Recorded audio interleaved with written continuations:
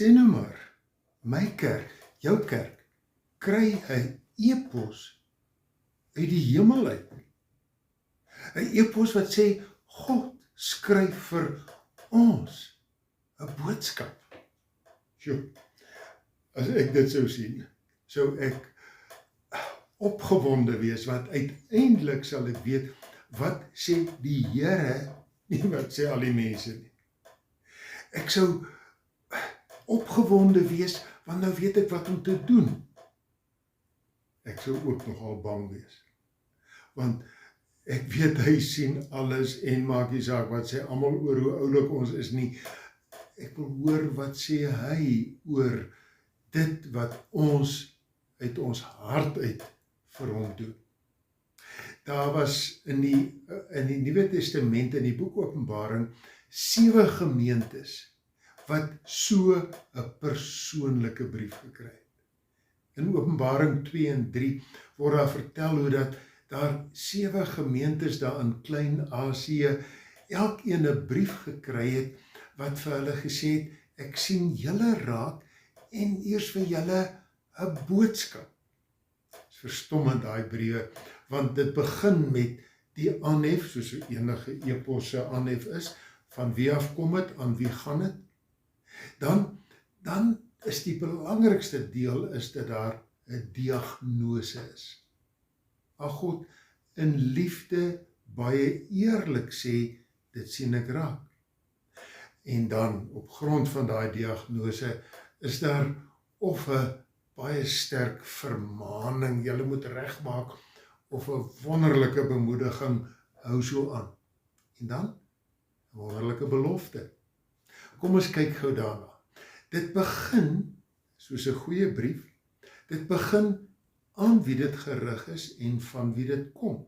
Hier staan, dis telkens gerig aan die leraar, letterlik die engel van daai gemeente. Nou dit beteken net, is net vir die dominee geskryf nie. Dis eintlik vir al die leiers, almal wat leiding neem.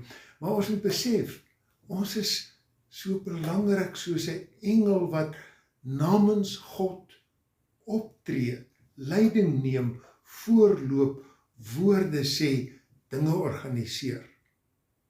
Van wie af kom het? Dit kom van die een wat hemel en aarde gemaak het, wat die 7 sterre as 'n regterhand vashou, wat eerste en die laaste is, wat dood was en weer lewend geword het.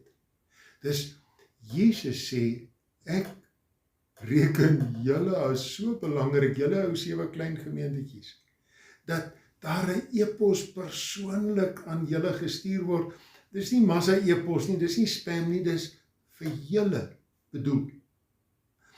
Wat wil hy sê? Hy wil sê, wat sien ek raak? Hy maak 'n diagnose van wat in daai gemeente, in daai 7 gemeentes gebeur. En hy praat liefdevol, baie eerlik, oor die positiewe wat hy raak sien. Weet jy, dis wonderlik. As iemand vir my skryf en sê, ek sien julle onvermoeide arbeid, julle volharding, dat julle aanhou en nie moeg word nie. Weet jy, as ek hier in my klein wykie, in my klein groepie, elke keer werk doen, en ek hoor uiteindelik, iemand, die groot God het dit raak gesien, dan kry ek sommer weer moed om aan te hou, al is dit nie die werk wat by mense al die aandag en die kollig kry nie. Maar, dit is die moeilike ding, saam met hierdie positiewe, die mooie, kom hierdie boodskap elke keer en sê, ek sien ook dinge raak wat verkeerd is. En dit gaan veral oor blinde kolle en selfversekerdheid. Blinde kolle, dat daar goed is wat julle verkeerd is, en julle leef daarmee saam. Julle het so gewoond geraak daaraan, dat julle sien, maar een oog toemaak, en nie sien dat hier 'n profeet Jesebel is, wat vir mense verlei nie, in die leer van Biliam en die leer van die Nikolaïte nie. Dis vir ons aanvaarbaar. Of, en dit is nogal baie erg, dat mens partykeer so selfversekerd is, julle sê ons is ryk, skatryk, ons het niks meer nodig nie, maar ek wil vir julle sê, julle het 'n blinde kop, want julle is arm en blind en kaal, ellendig, beklaanswaardig, dis nogal skerp woorde. Ek weet, dat ons partykeer, my kerk, partykeer baie selftevrede is, dit gaan goed, en daar's goeders wat ons net nie wil regmaak nie. Die Here sê vir ons, ek wil vir julle, met julle praat, sien dit raak, maak dit reg, en dan kom die belangrike boodskap, naamlik sy bemoediging en sy vermaaning.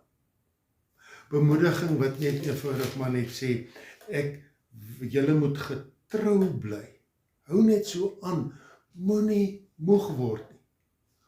Of, en dis die moeilikste woord, bekeer julle. Julle mag nie so aangaan nie, al dink almal hierdie kerk is blink en mooi en ryk en georganiseerd. Bekeer julle, want julle het nie meer vir my so lief soos aan die begin nie. Sjoe, het ek nog vir die Here hartlik lief, soos toe ek 'n tiener was, 'n jong mens was, of het ek maar baie gewoond geraak aan, die Here is mos daar en ek bid elke dag, en hy sal vir my sorg. Ek wonder nogal, wat sal die Here vir ons sê? Wat is daar wat ons moet hoor? Ek weet die eposse kom nie persoonlik nie, maar hierdie epos wat vir 7 gemeentes geskryf is God se, en ons moet lees, wat is op my van toepassing. En dan moet ons as leiers gaan sit en sê, ons wil dit regmaak. Ons wil dit beter doen. Die wonderlikste deel van hierdie 7 briewe is dat hulle elke keer afsluit nie met 'n boodskap, julle is 'n swak tak van hierdie firma, ons gaan julle toemaak, almal uit diens stel nie. Dis wat in die besigheidswêreld gebeur. Hier word telkens gesê, ek het vir julle lief. Ek gaan vir julle gee dit wat julle nie verdien nie, maar wat ek wil gee. Ek gaan gee vir julle te ete van die boom van die lewe as kroon. Ek gaan vir julle 'n wit steentjie met 'n nuwe naam daarop gee. Ek gaan vir julle die môrester gee. Sjoe. Kerkies is dikwels klein, en almal sê, maak toe. Die Here sê, ek wil nog vir julle as 'n kosbare môrester laat bly skyn, moenie ophou skyn nie, laat ons skyn vir Jesus met 'n helder glans. Kom ons vra vir die Here, dat sy stem vir ons so helder sal sê wat ons moet doen, dat ons dit sal hoor, en die genade om dit te doen, al is dit ongemaklik. Kom ons bid daarvoor. Hemelvader, dankie vir u persoonlike liefde en u persoonlike boodskap, wat vir ons in hierdie pragtige Bybelboek opgeteken is. Gee vir ons die genade dat die Bybelwoorde vir ons lewende woorde sal wees, en dat elke kerk sal skyn soos die môrester, sal die woorde van die lewe verkondig. Ons bid daarvoor in Jesus naam. Amen.